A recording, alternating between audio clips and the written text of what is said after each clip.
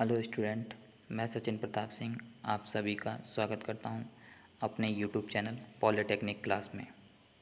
Last class में हम लोगों ने रीइंफोर्स्ड कंक्रीट किसे कहते हैं, इनके क्या क्या यूजेस हैं, इनको यूज़ करने के क्या क्या लाभ हैं, इसके अलावा रीइंफोर्स्ड कंक्रीट सेक्शन के डिज़ाइन करने के कौन कौन से मेथड हैं, इनके बारे में हम पढ़ चुके हैं। आज का जो टॉपिक है वो है working stress method. Working stress method के द्वारा हम कोई भी सेक्शन जब हम डिज़ाइन या उसका विश्लेषण करते हैं तो उसके लिए विश्लेषण वगैरह करने के लिए आपके क्या कुछ बेसिक एब्जम्पशन माने गए हैं। तो कौन कौन से हैं? तो सबसे पहला आपका जो बेसिक एब्जम्पशन है वो ये है कि कोई भी क्रॉस सेक्शन जो बेंडिंग से पूर्व प्लेन था, बेंडिंग के बाद भी प्लेन रहेगा। अर्थात इसमें जो स्ट्रेन होगी वो आपके न्यूट्रल एक्सिस पे जीरो होगी, न्यूट्रल एक्सिस से ऊपर और नीचे जाने पर इंक्रीज होती जाएगी। अर्थात जो आपकी स्ट्रेन है वो आपकी दूरी के समानुपाती होगी। ठीक है। नेक्स्ट क्या है कि वर्किंग लिमिट के अंदर कंक्रीट और इस्पात पूर्ण रूप से पेचदास्त माने जाते हैं। अर्थात जो आपकी स्ट्रेस और जो स्ट्रेन है वो एक दूसरे के डायरेक्टली प्रोपोर्शनल होंगे। जैसे जैसे आपकी स्ट्रेस बढ़ेंगे वैसे वैसे आपकी क्या है स्ट्रेन भी बढ़ेगी। नेक्स्ट जो है वो आपके कि वर्किंग लोड पर स्ट्रेस और स्ट्रेन डायग्राम स्टील और कंक्रीट के लिए एक सीधी सरल रेखा में होता है। अर्थात जैसे जैसे आपके स्ट्रेस बढ़ते हैं वैसे वैसे आपकी क्या है स्ट्रेन भी बढ़ती है। चौथा जो है आपका इसमें कि कोई भी क्रॉस सेक्शन है या कोई भी आपका सेक्शन है, ठीक है, कोई भी आपका सेक्शन है, उस सेक्शन में जो भी आपके टेंसाइल स्ट्रेस डेवलप होंगे वो टेंसाइल स्ट्रेस रीइंफोर्समेंट के द्वारा वियर किए जाएंगे। कंक्रीट इससे पूर्णतः मुक्त मानी जाएगी। अर्थात कंक्रीट किसी भी तरीके के टेंसाइल स्ट्रेस को वियर नहीं करेगी। उसका काम सिर्फ और सिर्फ जो आपने रीइंफोर्समेंट प्रोवाइड किया है उस रीइंफोर्समेंट को अपनी स्थिति में बनाए रखने का होगा। जो नेक्स्ट है वो है आपका कि कंक्रीट में जो बॉन्ड है वो इलास्टिक लिमिट तक परफेक्ट होगा। अर्थात कंक्रीट और इस्पात का जो बॉन्ड है वो इलास्टिक लिमिट तक परफेक्ट होगा। अर्थात इस्पात और कंक्रीट इलास्टिक लिमिट तक एक यूनिट की तरह वर्क करेंगे, यानी कि एक मटेरियल की तरह बिहेव करेंगे। नेक्स्ट है कि कंक्रीट में दबाते समय रीइंफोर्समेंट में किसी भी तरीके के कोई भी इनिशियल स्ट्रेस डेवलप नहीं होते हैं। ये होगा आपके बेसिक। जो नेक्स्ट है आपकी टर्मिनोलॉजी, यानी कि कौन कौन से टर्म आपके यूज़ किए जाते हैं। तो सबसे पहला जो आपका टर्म है वो है आपका अल्टीमेट स्ट्रेस। तो अल्टीमेट स्ट्रेस क्या होते हैं कि मान लीजिए कोई आपका सेक्शन है,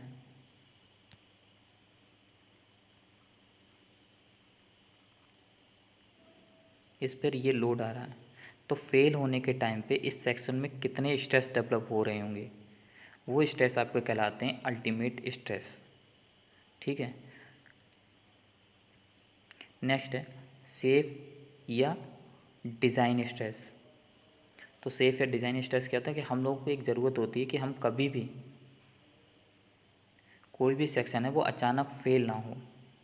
तो कोई भी सेक्शन अचानक फेल ना हो तो इसके लिए ज़रूरी होता है कि उस सेक्शन में कभी भी स्ट्रेस अल्टीमेट स्ट्रेस तक ना पहुँचें, यानी कि चरम प्रतिबल तक ना पहुँचें। तो इसके लिए हम लोग क्या करते हैं कि जो आपके अल्टीमेट स्ट्रेस होते हैं उन अल्टीमेट स्ट्रेस को एक सुरक्षा गुणांक से भाग दे देते हैं और उसके बाद जो वैल्यू मिलती है कि वो वैल्यू आपकी क्या कहलाती है कि सेफ या डिज़ाइन स्ट्रेस। कंक्रीट के लिए जो आपका फैक्टर ऑफ सेफ्टी यूज़ किया जाता है वो आपका 3 होता है बेंडिंग के केस में।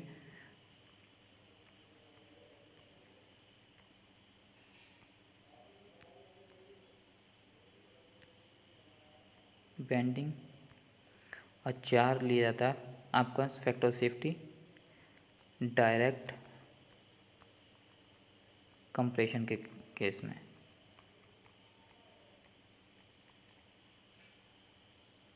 और जो स्टील के लिए ये कंक्रीट के लिए लिए जाते हैं आपके फैक्टर ऑफ सेफ्टी। अगर हम स्टील की बात करें तो स्टील के जो फैक्टर ऑफ सेफ्टी लिया जाता है वो 1.78 लिया जाता है। ठीक है,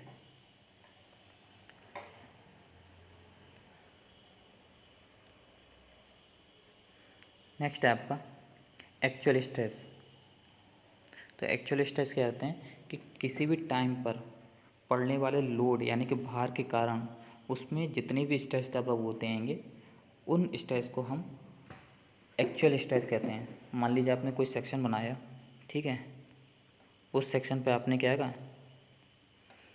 कोई लोड लगा दिया, तो इस लोड के लगाने के टाइम पर उसमें कितने स्ट्रेस डेवलप हो रहे थे, तो वो स्ट्रेस आपके एक्चुअल स्ट्रेस कहलाते हैं। ठीक है, नेक्स्ट है आपका परमिसिबल वर्किंग स्ट्रेस। परमिसिबल का मतलब परमिट किए हुए, यानी परमिट किए हुए कि जो आपका कोड है उस कोड के अकॉर्डिंग डिज़ाइन में आपको कितने स्ट्रेस लेने हैं इसकी परमिशन दी गई है, तो उनको कहते हैं हम परमिसिबल वर्किंग स्ट्रेस। जनरली ये डिज़ाइन स्ट्रेस भी कहलाते हैं या सेफ स्ट्रेस भी कहलाते हैं, जिन्हें हम किसके थ्रू कैलकुलेट ज्ञात करते हैं, अल्टीमेट स्ट्रेस को फैक्टर ऑफ सेफ्टी से डिवाइड करके ज्ञात करते हैं। तो कंक्रीट के लिए मैंने आपको बताया था जो फैक्टर ऑफ सेफ्टी लेते हैं बेंडिंग में वो 3 लिया जाता है और डायरेक्ट टेंशन में आपको कितने ले जाते हैं, 4। अगर हम कंक्रीट की बात करें तो कंक्रीट में मान लीजिए M15 ग्रेड की कंक्रीट अगर हम यूज़ कर रहे हैं डिज़ाइन में, तो उसके लिए आपके जो परमिसिबल स्ट्रेस होंगे सिग्मा CB से डिनोट किया जाता है, वो आपके कितने होंगे, 15 डिवाइडेड बाई 3 यानी कि 5 मेगा पास्कल। ठीक है, और अगर इसी को डायरेक्ट टेंशन में देख लें तो डायरेक्ट टेंशन के लिए आपको क्या रहेगा, सिग्मा C से डिनोट करते हैं डायरेक्ट टेंशन कंप्रेशन के केस में, तो 15 डिवाइडेड बाई 4, तो लगभग जो है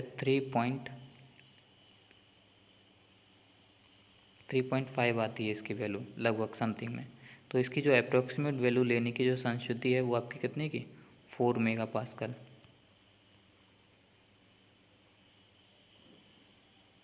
सॉरी 3.7 आएगी, 7.5। ठीक है, तो इसकी जो संशुद्धि है वो आपकी कितनी है, 4 मेगा पास्कल।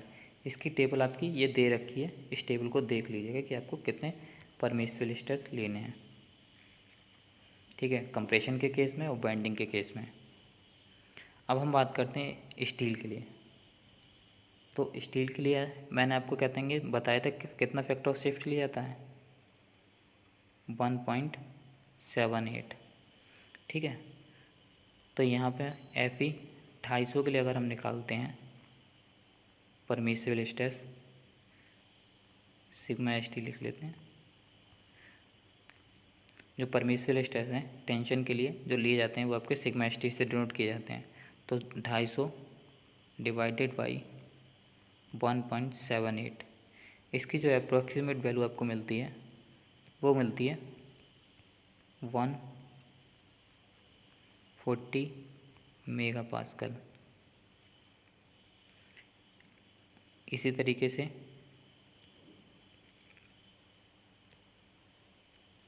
FE 415 के लिए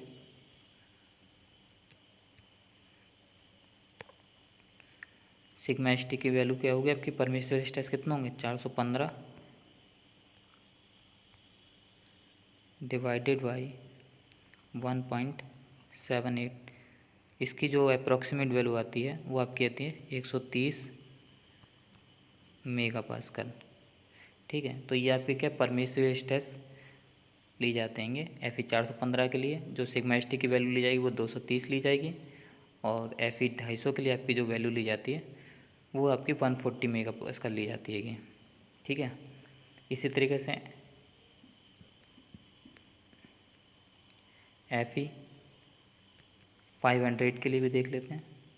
तो FE 500 को निकालेंगे, सिग्मा ST की जो वैल्यू होगी वो कितनी होगी आपकी, 500 डिवाइडेड बाई 1.78। इसकी जो वैल्यू आती है वो 275 मेगा पास्कल आती है। ठीक है, तो ये आपके क्या परमिसिबल स्ट्रेस हो गए स्टील के लिए जो आपके लिए जाएंगे। ठीक है, नेक्स्ट जो इसमें टॉपिक है वो है आपका मॉडुलर रेशियो का। तो मॉडुलर रेशियो क्या होता है? ये एक आपका रेशियो होता है कि elasticity modulus of steel divided by elasticity modulus of concrete. इसे स्मॉल m से डिनोट करते हैं, ES अपॉन EC। ठीक है, ES की जो वैल्यू ली जाती है यानी कि steel elasticity modulus of steel की जो वैल्यू ली जाती है वो 2 × 10⁵ ली जाएगी। ठीक है, और जो कंक्रीट है उसके लिए जो आपकी EC की वैल्यू ली जाती है वो आपके ली जाती है 5000 अंडर रूट में FC के। ठीक है, इसकी जो वैल्यू है वो आपकी वेरिएबल रहेगी। जैसे जैसे आपकी कंक्रीट की करेक्टरिस्टिक स्ट्रेंथ यानी FCK की वैल्यू चेंज होगी वैसे वैसे EC की वैल्यू भी चेंज होती जाएगी। EC की वैल्यू चेंज होगी तो आपका मॉडुलर रेशियो की वैल्यू भी चेंज होती रहेगी। लेकिन IS कोड के अकॉर्डिंग जो आपकी मॉडुलर रेशियो की वैल्यू लेने की जो संशोधित की गई है वो की गई है कि M = 280/3 सिग्मा CV। ठीक है, सिग्मा CV आपके परमिसिबल स्ट्रेस होंगे। ये आपके क्या है? Permissible stress in concrete in compression. ठीक है, M15 के लिए हम मॉडुलर रेशियो की वैल्यू देख लेते हैं। M15 तो 15 के लिए आपकी जो सिग्मा CV की वैल्यू बताई थी मैंने अभी आपको, वो कितनी बताई थी? 5 मेगा पास्कल। तो आपकी M की जो वैल्यू आएगी वो कितनी आएगी? 280/3 × सिग्मा CV की वैल्यू 5, जो अप्रोक्सीमेट वैल्यू आपकी निकल के आती है वो आती है आपकी 18। ठीक है,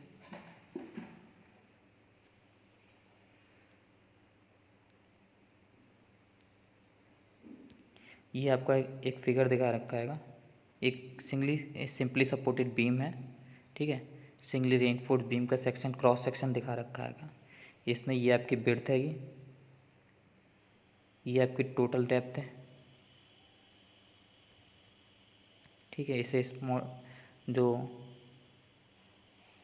ये आपकी टोटल डेप्थ दिखा रखी है। ये आपका जो दो हिस्सों में बीम को दो हिस्सों में बांट रही है कंप्रेशन और टेंशन में, ये लाइन आपकी कहलाती है न्यूट्रल एक्सिस। ठीक है, NA से डिनोट करते हैं। और ये जो आपकी बार पड़ी हैं ये आपकी रेनफोर्स बार कहलाती हैं, AST से डिनोट करते हैं। ठीक है, जो आपकी रेनफोर्समेंट है उसके सेंटर से जो आपकी बीम है उसके ऊपरी सिरे तक की दूरी आपकी क्या कहलाती है? कि प्रभावी गहराई कहलाती है, जिसे हम स्मॉल d से डिनोट करते हैं, प्रभावी गहराई। और आपको कहते हैं जो रेनफोर्स बार है उसके सेंटर से जो बीम के निचले सिरे तक की दूरी है वो आपकी इफ़ेक्टिव कवर कहलाती है, प्रभावी आवरण कहलाता है। ठीक है, अब एक एक टर्म्स को इनको देख लेते हैं। सबसे पहला जो आपका टर्म्स है इसमें वो है इफ़ेक्टिव डेप्थ का। तो इफ़ेक्टिव डेप्थ क्या होती है कि आपके धरन के ऊपरी सिरे से, मान ये आपकी धरन है। ठीक है, यहाँ पे आपका क्या है? ये रेनफोर्समेंट पड़ा है, तो इसके ऊपरी सिरे से जो आपने रेनफोर्समेंट प्रोवाइड किया हैगा, AST प्रोवाइड किया हैगा टेंशन एरिया में, उसके सेंटर तक की दूरी आपकी क्या कहलाती है? कि इफ़ेक्टिव कवर कहलाती है। इसे स्मॉल d से डिनोट करते हैं। नेक्स्ट है आवरण। तो आवरण हम क्यों देते हैं? कवर। तो आपका जो भी रेनफोर्समेंट है वो बाह्य है यानी कि वायुमंडलीय इफेक्ट से सुरक्षित रहे, साथ में कंक्रीट और इस्पात के बीच में एक अच्छा बॉन्ड बने, तो इसके लिए क्या एक मोटा कवर प्रोवाइड किया जाता है। ठीक है, इसमें जो सबसे पहला आपका है वो है आपका इफेक्टिव कवर। तो इफेक्टिव कवर क्या होता है कि ये आपका जो बीम का क्रॉस सेक्शन है, ठीक है, यहाँ पर आपने क्या टेंशन एरिया में ये क्या डाल रखा है, आपने रीइंफोर्समेंट प्रोवाइड कर रखा है, ये आपकी न्यूट्रल एक्सिस कहलाती है। तो इसके सेंटर से जो बीम के निचले सिरे तक की दूरी है वो आपका क्या कहलाती है, इफेक्टिव कवर कहलाती है, ठीक है, यानी कि प्रभावी आवरण कहलाती है। इसकी जो वैल्यू ली जाती है वो आपके मेन रेनफोर्समेंट यानी कि जो आपने ये बार प्रोवाइड की गई हैं, ठीक है, इन बार के डाया का 1.5 से 2 गुना लिया जाता है, ठीक है। उसके बाद इसमें आता है क्लियर कवर यानी कि शुद्ध आवरण। तो शुद्ध आवरण क्या होता है कि आपने जो रेनफोर्समेंट प्रोवाइड किया है उसके निचले सिरे से और बीम के निचले सिरे तक की जो दूरी होती है वो आपको क्या कहलाती है कि शुद्ध आवरण कहलाता है, clear cover.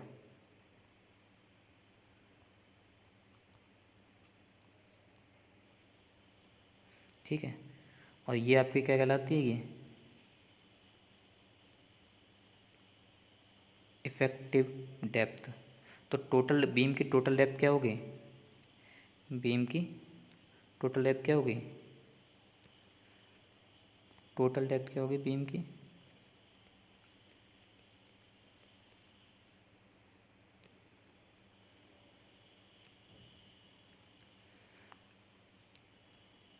Effective depth plus आपको क्या इफेक्टिव कवर, यही तो आपकी टोटल डेप्थ होगी। ये आपकी क्या होगी, यहाँ से यहाँ तक की दूरी आपकी क्या कहलाएगी, यानी कि धरन के ऊपरी सिरे से निचले सिरे तक की दूरी, इसे बड़ी डी से डिनोट करते हैं। तो टोटल डेप्थ हो जाएगी आपकी इफेक्टिव डेप्थ प्लस प्रभावी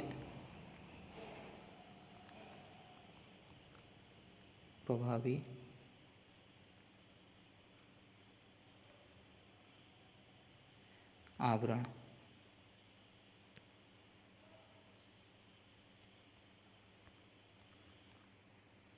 ठीक है, ये आपका हो गया इफेक्टिव डेप्थ, प्रभावी आवरण, शुद्ध आवरण और आवरण क्या होता है।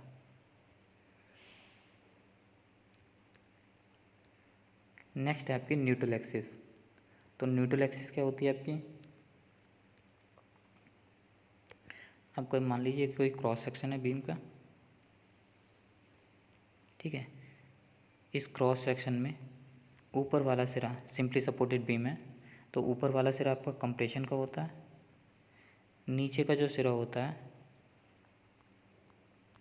वो आपका क्या होता है, टेंशन का होता है। तो इन दोनों एरिया को डिवाइडेड करने वाली जो काल्पनिक रेखा होती है वो रेखा आपकी कहलाती है, न्यूट्रल एक्सिस कहलाती है। ठीक है, यानी कि जो कंप्रेशन एरिया है और जो टेंशन एरिया है उनको डिवाइड करने वाली रेखा आपकी न्यूट्रल एक्सिस, बल शून्य रेखा, उदासीन अक्ष कहलाती है। ठीक है, तो उदासीन अक्ष की जो स्थिति है वो परमिसिबल स्ट्रेस और प्रबलन इस्पात के क्षेत्रफल के आधार पर ज्ञात की जाती है कि, ठीक है, 2 आधार पर ज्ञात की जाती है, एक तो परमिसिबल स्ट्रेस और दूसरी क्या है कि जो हमने रीइंफोर्समेंट प्रोवाइड किया गया है, ठीक है, उस रीइंफोर्समेंट के एरिया के आधार पर। यदि हम कहते हैं परमिसिबल स्ट्रेस के अकॉर्डिंग ज्ञात करते हैं न्यूट्रल एक्सिस की स्थिति, तो वो आपकी कैसे कहलाती है neutral axis, critical neutral axis कहलाती है कि, ठीक है, इसे हिंदी में कहते हैं क्रांतिक उदासीन अक्ष या आभासी उदासीन अक्ष।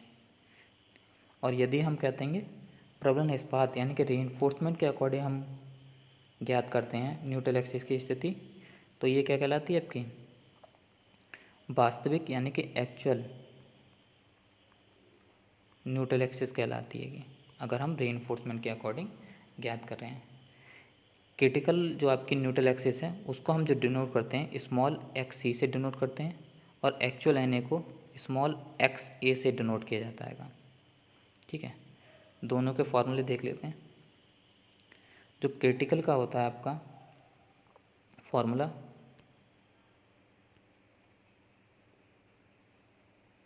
एक्स सी इजिकल टू होता है आपका M sigma C V D upon M sigma C B plus sigma H T. ठीक है,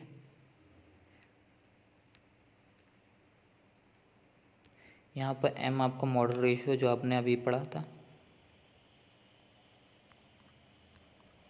मापांक अनुपात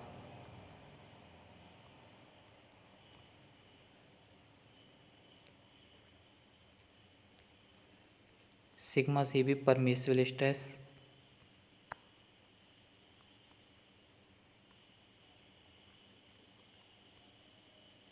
इन कंक्रीट है। ठीक है, सिग्मा एच टी आपके स्टील में परमिसिबल स्ट्रेस है, और जो स्मॉल डी है वो आपकी इफ़ेक्टिव डेप्थ यानी कि प्रभावी गहराई कहलाता है। ठीक है, तो ये आपको क्या है, क्रिटिकल एन निकालने का फॉर्मूला है।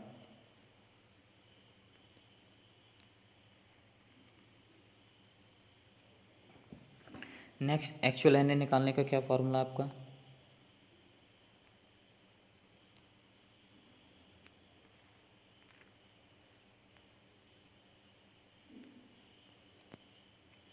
एक्चुअल एन इसको एक्स ए से डिनोट करते हैं। इसका फार्मूला है बी एक्स ए का square divided by 2 equal to M A S T D minus X A. ठीक है, इसमें आपकी क्या कहेंगे, द्विघातीय समीकरण बनेगी, तो इसमें जो पॉजिटिव वाली वैल्यू है वो आपको लेना होगा। ठीक है, इसमें बी आपकी विड्थ हैगी, एम आपका मॉडल रेशियो है, और ए एस टी क्या आएगा, एरिया ऑफ रेनफोर्समेंट है। तो इस आधार ये आपको क्या एक्चुअल एन निकालने का फार्मूला हो गया। नेक्स्ट जो इसमें टर्म है वो है आपका उत्तोलक भुजा, लीवर आर्म। तो लीवर आर्म क्या होती है,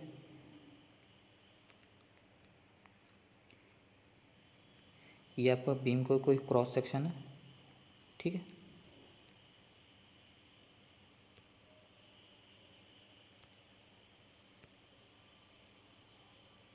ये न्यूट्रल एक्सिस है, यहाँ पे आपको क्या रेनफोर्समेंट पड़ा हुआ है। ठीक है, इसका अगर हम स्ट्रेस डायग्राम बनाएंगे तो आपको किस तरीके से बनेगा, इस फॉर्मेट में बनेगा। ये टी और ये क्या होगा, क्योंकि ये ट्रायंगल में है तो जो आपका कंप्रेशन फोर्स होगा XY3 पर वर्क करेगा। ठीक है, स्ट्रेस डायग्राम आपको बताया कि जैसे जैसे स्ट्रेस बढ़ेंगे, स्ट्रेन बढ़ेगी, वैसे वैसे आपके क्या आएगा, स्ट्रेस भी बढ़ते इंक्रीज होते जाते हैं। ठीक है, तो और दूसरी जो आपको कहते हैं चीज़ बताई गई थी वो आपका बेसिक एक्सेप्शन था। कौन सा था कि आपकी जो चौथा जो बेसिक एक्सेप्शन बताया था मैंने, उसमें क्या था कि आपके जो टेंशन स्ट्रेस हैं वो रेनफोर्समेंट के द्वारा वेयर किए जाएंगे, तो इसीलिए क्या वो एक पॉइंट की तरह वर्क करेगा। तो ये आपका क्या है, टेंशन फोर्स है, ये आपका कंप्रेशन फोर्स है। टेंशन फोर्स जो आपको वर्क करेगा वो यहाँ पे जो रेनफोर्समेंट है उसके सेंटर पे वर्क करेगा। तो यहाँ से यहाँ तक की जो दूरी होगी वो आपकी क्या हो गई, स्मॉल डी इफेक्टिव डेप्थ। यही तो हमने पढ़ा था कि इफेक्टिव डेप्थ क्या होती है कि जो सेंटर जो आपके रेनफोर्समेंट प्रोवाइड किया है उसके सेंटर से जो बीम के ऊपरी सिरे तक की जो दूरी है वो आपकी क्या कहलाती है, इफेक्टिव डेप्थ यानी कि प्रभावी गहराई कहलाती है। ठीक है, तो जो बेसिक एसेसन है उसके चौथे के अनुसार आपका क्या होगा कि जो आपके स्ट्रेस हैं वो आपके कहाँ पे लगेंगे, जो फोर्स लगे वो किस पे लगेगा, जो आपने रेनफोर्समेंट प्रोवाइड किया है उसके सेंटर पे। अगर हम कंप्रेशन फोर्स की बात करेंगे तो कंप्रेशन फोर्स में आपको क्या स्ट्रेस डायग्राम कैसा जाएगा, लीनियर जाएगा, यानी कि ट्रायंगल के रूप में मिलेगा। वो भी बेसिक एसेसन जो आपको पहला उसके बेसिस के आधार पर।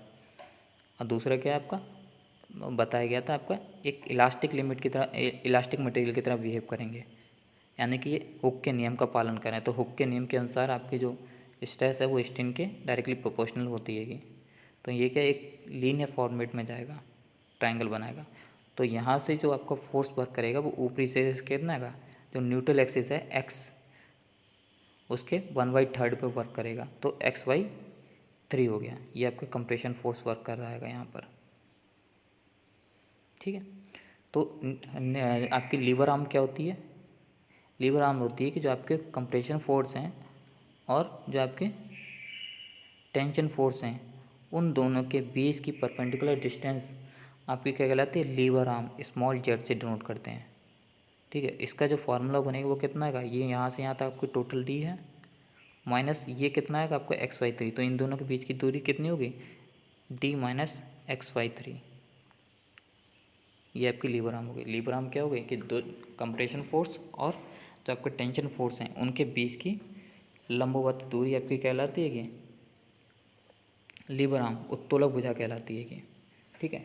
इसके अलावा एक होता है आपका उत्तोलक भुजा गुणांक। उत्तोलक भुजा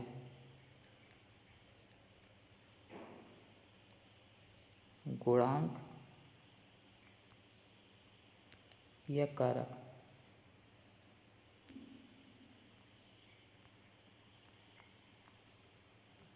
तो ये क्या होता है? ये होता है आपका उत्तोलक भुजा और जो आपकी इफेक्टिव डेप्थ है उसके रेशियो को हम कहते हैं उत्तोलक भुजा गुणांक। इसे स्मॉल z1 से डिनोट करते हैं, z/d। ये आपको क्या होता है? उत्तोलक भुजा गुणांक होता है।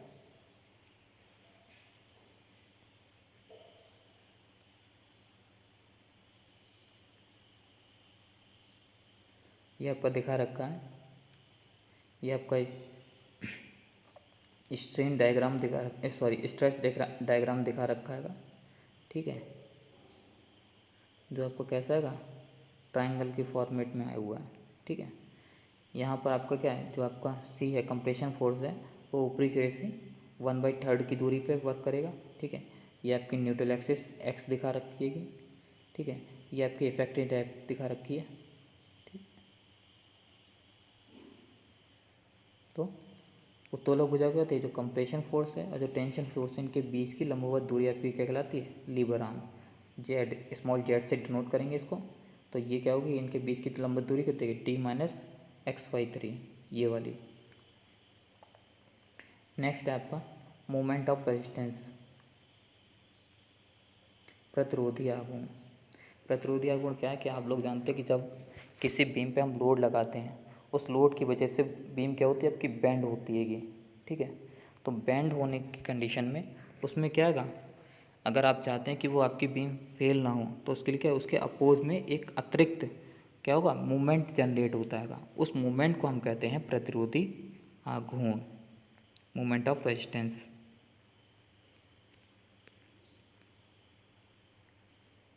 मूवमेंट ऑफ रेजिस्टेंस, मूवमेंट क्या होता है आपका? Force into perpendicular distance. Movement क्या होता है आपका?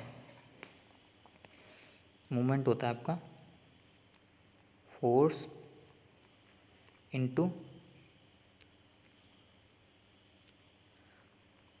Perpendicular distance. तो यहाँ पे फोर्स क्या होगा आपका? कंप्रेशन या टेंशन फोर्स होगा। और परपेंडिकुलर डिस्टेंस को आप किससे डिनोट कर रहे हैं? जेड से, यानी कि लीवर आर्म से। तो एम आर इजिकल टू क्या होगा? कंप्रेशन या tension force into lever arm, उत्तोलक भुजा जेड। तो कंप्रेशन साइड से अगर हम कहते हैं निकालेंगे तो आपको क्या होगा? बी एक्स सिग्मा से वो जो मूवमेंट बनेगा, एम आर जो होगा, एम आर का फार्मूला मूवमेंट ऑफ रेजिस्टेंस का, वो बी एक्स सिग्मा CV/2। ये आपके फोर्स हो गया कंप्रेशन फोर्स। उत्तोलक हो जाएगी d - x/3। टेंशन साइड से अगर हम देखेंगे तो आपको कहते हैं जो मोमेंट ऑफ रेजिस्टेंस आता है एम आर का फार्मूला, उसमें compression force, sorry tension force क्या होंगे आपके? AST, area of reinforcement into sigma S T यानी कि टेंशन फोर्स, और जो आपका उत्तोलन भुजा होगी वो डी माइनस एक्स बाई 3। अब आप फोर्स निकालना और देख लीजिए कि फोर्स कैसे निकालते हैं।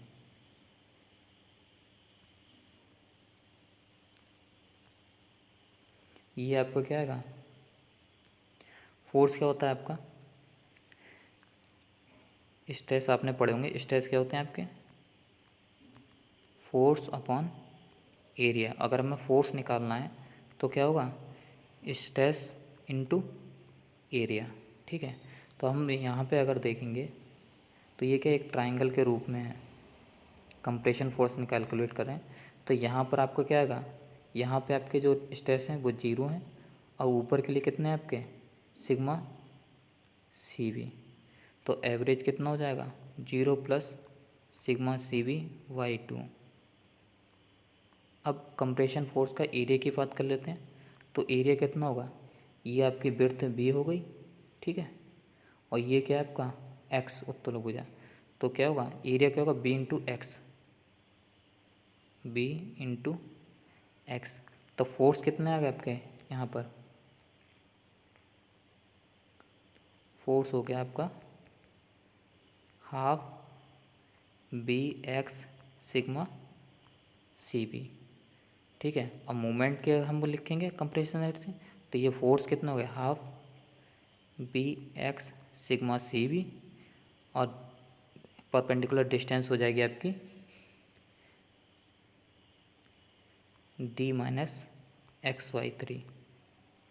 ठीक है, अब टेंशन के लिए देख लेते हैं। तो टेंशन के लिए मैंने आपको बताया था कि जो भी फोर्सेस होंगे वो कहाँ पर वर्क करेंगे, इसके सेंटर पर वर्क करेंगे। कहाँ वर्क करेंगे, यहाँ पे सेंटर पे। ठीक है, तो जो भी फोर्सेस है वो आपके टेंशन के जो आपके टेंशन रेनफोर्समेंट प्रोवाइड किया है उसके द्वारा बियर किए जाएंगे।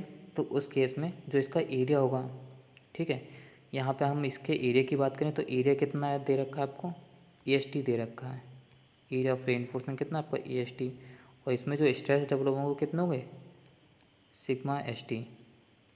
ठीक है, तो यहाँ पे जो आपका फोर्स होगा, फोर्स कितना होगा आपका, टेंशन फोर्स की बात करें तो एरिया कितना है आपका ए एस टी है, और सिग्मा एस टी इसमें क्या आएगा आपका फोर्स हैगा, सॉरी स्ट्रेस हैंगे। तो ये आपके क्या टेंशन फोर्स निकल आया। मोमेंट ऑफ रेजिस्टेंस की बात करेंगे तो sigma S T into S T, ये आपका फोर्स हो गया, परपेंडिकुलर डिस्टेंस की तो डी माइनस एक्स वाई 3 उत्तोलन भुजा। ठीक है, तो इस तरीके से आप मोमेंट निकाल कर सकते हैं दोनों साइड से।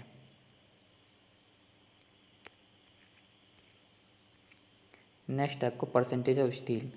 तो परसेंटेज ऑफ स्टील क्या होगी, इसको स्मॉल पी से डिनोट करते हैं। ठीक है, तो परसेंटेज ऑफ स्टील तो ए एस टी मतलब कितना आपने रेनफोर्समेंट प्रोवाइड किया, इनटू जो आपका बीम का जो सेक्शन है वो मल्टीप्लाई बाई 100। ये आपकी क्या परसेंटेज ऑफ स्टील निकल आएगी यहाँ से। ये आपका स्ट्रेस और स्ट्रेन डायग्राम दिखा रखा है बीम के लिए। ये आपको क्रॉस सेक्शन दिखा रखा है, ये आपका स्ट्रेन डायग्राम है। ठीक है, ये स्टील में स्ट्रेन दिखा रखी है, और ये आपको क्या है कंक्रीट में स्ट्रेन दिखा रखी है। ये आपका स्ट्रेस डायग्राम दे रखा है, एक्चुअल में जो आपका स्ट्रेस डायग्राम है वो इस तरीके से बनता है, और ये इक्विवेलेंट करके बनाया गया आपका स्ट्रेस डायग्राम है। जो स्ट्रेस डायग्राम बन रहा है वो आपका किसका है, बेसिक एजम्पशन जो आपने माने हैं उनके आधार पर बनाया गया है। नेक्स्ट है जो प्रबलित कंक्रीट धरन है उनके श्रेणियाँ कौन कौन सी, यानी क्लास कौन कौन से होंगे। तो आप तो कौन कौन से क्लास हैं, सेक्शन कौन कौन से होंगे। तो आपने जो रेनफोर्समेंट प्रोवाइड करा रहे हैं, ठीक है, और एक्चुअल में जितना आपको प्रोवाइड कराना चाहिए, तो उन दोनों में होने वाले डिफरेंस के आधार पर आपके तीन तरीके के सेक्शन होते हैं। कौन कौन से, आपका एक संतुलित खंड होता है यानी कि बैलेंस सेक्शन होगा आपका, बैलेंस सेक्शन होगा या इकोनॉमिकल सेक्शन कह लीजिए। दूसरा अंडर रेनफोर्स सेक्शन होता है। तीसरा जो है आपका ओवर रेनफोर्स सेक्शन। ठीक है, तो सबसे पहले देख देंगे बैलेंस सेक्शन। बैलेंस सेक्शन में क्या होता है कि जितना आपको रीइंफोर्समेंट प्रोवाइड कराना चाहिए था उतना ही आपने एग्जैक्ट प्रोवाइड कराया। तो उस केस में क्या होगा कि जब लोड आएगा तो लोड आने पर जो कंक्रीट और जो आपके रीइंफोर्समेंट है उन दोनों में एक साथ आपके स्ट्रेस डेवलप होंगे, ठीक है, और दोनों एक साथ अपने अल्टीमेट स्ट्रेस पर पहुंचेंगे, यानी कि जो अपने परमिसिबल स्ट्रेस है वहाँ तक पहुँचते हैं, उसके बाद फेल होते हैं। एग्जाम्पल के लिए देख लीजिए कि मान लीजिए M15 ग्रेड के हम कंक्रीट और Fe 250 ग्रेड के हम स्टील यूज़ कर रहे हैं। तो इसके लिए सिग्मा CV की वैल्यू कितनी है आपकी 5 मेगा पास्कल, और सिग्मा ST की जो वैल्यू लेते हैं वो कितनी लेते हैं 140 मेगा पास्कल। तो बैलेंस सेक्शन में क्या है आपका जो सिग्मा CV और सिग्मा ST है दोनों क्या एक दूसरे के पोर्शन में बढ़ते हैं, यानी कि जब हम लोड लगाएंगे तो उस टाइम पे जब फेल हो रही होगी तो कंक्रीट में आपका क्या होगा सिग्मा CV की जो वैल्यू होगी वो आपके 5 मेगा पास्कल होगी, और स्टील में जो वैल्यू होगी वो आपकी कितनी होगी 140 मेगा पास्कल। तो ऐसे सेक्शन जिनमें क्या आएगा जो जिनमें कंक्रीट और स्टील दोनों एक साथ अपने अधिकतम प्रतिबल पे पहुंचते हैं वो सेक्शन आपके क्या कहलाते हैं बैलेंस सेक्शन कहलाते हैं, ठीक है। इनमें आपकी जो नेक्स्ट जो टॉप वो है, इनमें जो आपकी क्रिटिकल एनए है और एक्चुअल एनए है, दो तरह की एनए बताई थी। एक कहते हैं आपकी किसके अकॉर्डिंग थी जो हम स्ट्रेस है उसके अकॉर्डिंग अगर हम ज्ञात कर रहे हैं तो हमारी क्रिटिकल एनए कहलाती थी, ठीक है। और अगर हम जो रीइंफोर्समेंट है उसके अकॉर्डिंग अगर हम न्यूट्रल एक्सिस ज्ञात कर रहे हैं तो हमारी कैसे कहलाती है एक्चुअल एनए। तो जो आपके बैलेंस सेक्शन में आपकी क्रिटिकल एनए और एक्चुअल एनए दोनों बराबर होंगी, ठीक है, यानी कि X A equal to X C होगा।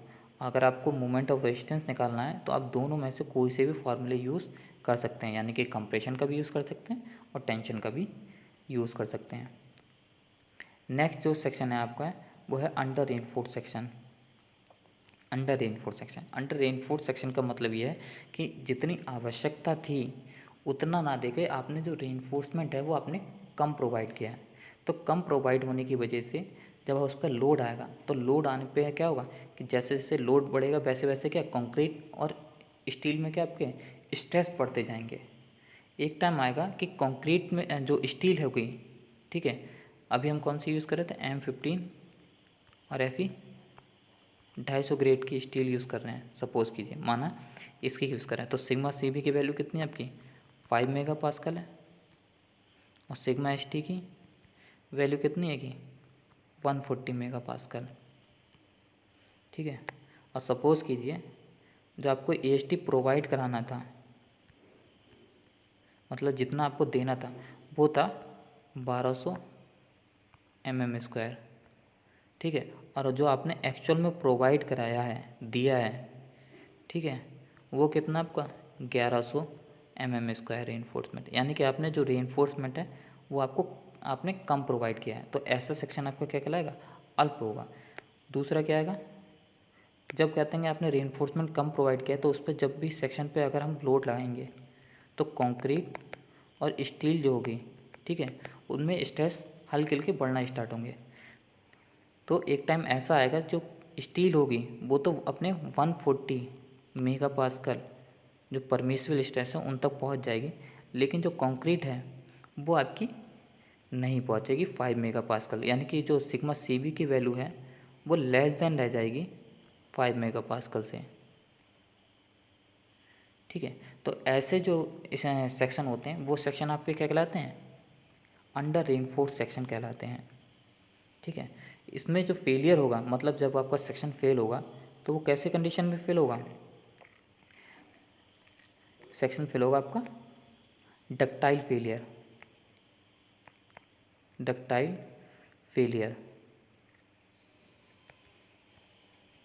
या tension failure,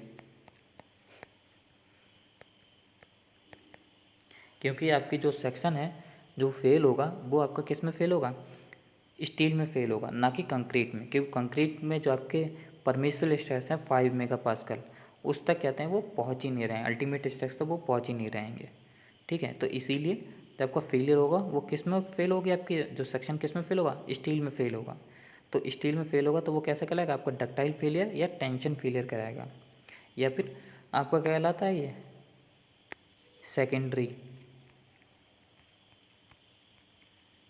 secondary compression failure कहलाएगा। ठीक है, इसमें क्या होगा, जो आपकी एक्स ए की वैल्यू होगी, इसमें जो आपकी एक्स ए की वैल्यू है वो लेस देन होगी एक्स सी से, क्योंकि रेनफोर्समेंट अगर आपने कम प्रोवाइड किया है तो जो एक्चुअल एन ए की जो वैल्यू होगी वो आपकी क्या हुई, कम हो जाएगी क्रिटिकल एन ए से।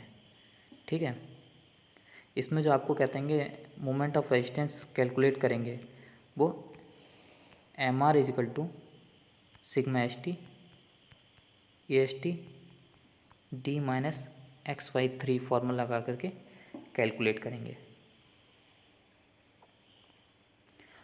जो लास्ट है आपका इसमें सेक्शन वो है ओवर रेनफोर्स सेक्शन।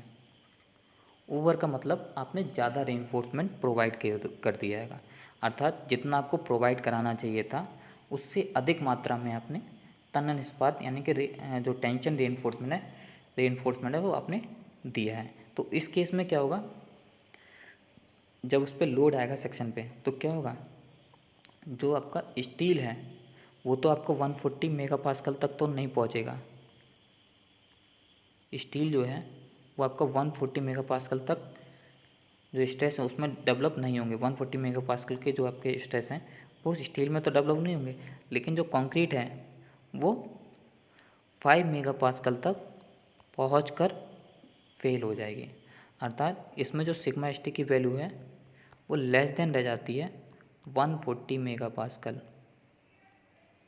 ठीक है, और इसमें जो सेक्शन फेल होगा वो आपका किस में फेल होगा, सेक्शन जो फेल होगा वो आपका फेल होगा कंक्रीट में, यानी कि ये कैसा फेलियर कहलाएगा आपका, ब्रिटल फेलियर कहलाएगा, ब्रिटल फेलियर, या ये क्या कहलाएगा आपका, ब्रिटल के अलावा क्या कहलाएगा आपका, ये कहलाएगा आपका कंप्रेशन फेलियर, कंप्रेशन फेलियर। इसमें जो एक्स ए की वैल्यू है, एक्स ए यानी कि एक्चुअल एन ए की जो वैल्यू है वो आपकी ग्रेटर देन होगी एक्स सी, यानी कि जो क्रिटिकल एन है उसकी वैल्यू से ज़्यादा होगी। इसमें जो एम आर का जो फार्मूला यूज़ करेंगे मोमेंट ऑफ रेजिस्टेंस याद करने के लिए वो आप half sigma C V B X bracket में डी माइनस एक्स वाई 3। ठीक है, ये आपका यूज़ किया जाएगा। यहाँ पे जो x की वैल्यू है वो तीनों ही सेक्शन में आपकी एक्चुअल एन ए की वैल्यू आप पुटअप करेंगे। ठीक है,